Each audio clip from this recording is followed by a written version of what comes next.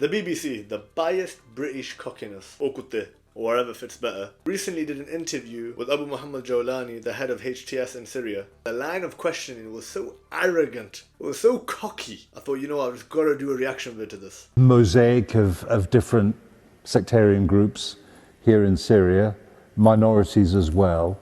Are you going to keep those promises? The first is that Mr. Jeremy Bowen here has the audacity to question others about respecting minorities. Like, have you forgot what the British Empire was built on? The enslavement and the colonisation of a foreign people. And then when those people came back over here to the UK, they were met with racism, they were met with prejudice. How can you pretend to be some kind of ambassador of protecting minorities when right now in the UK you have the Prevent programme, which literally alienates the minority Muslim community here in the UK?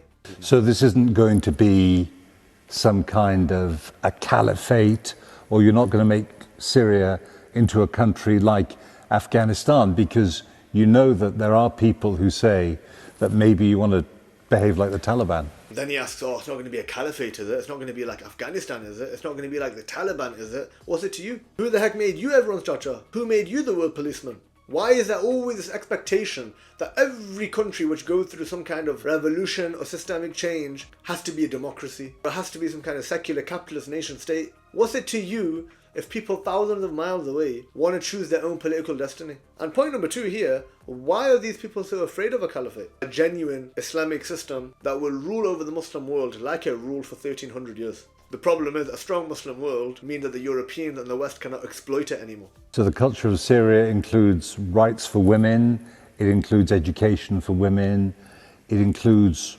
tolerance for people.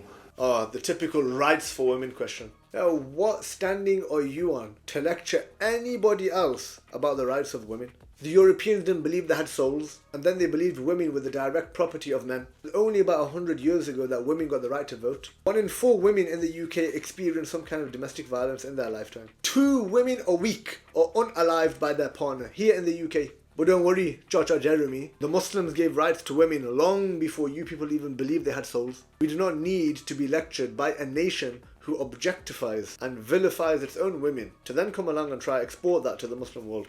No thank you. Drinking alcohol, is that all acceptable to you? Jeremy Bowen wants a few bevies in Syria. You're an alky. What are you so obsessed about alcohol for?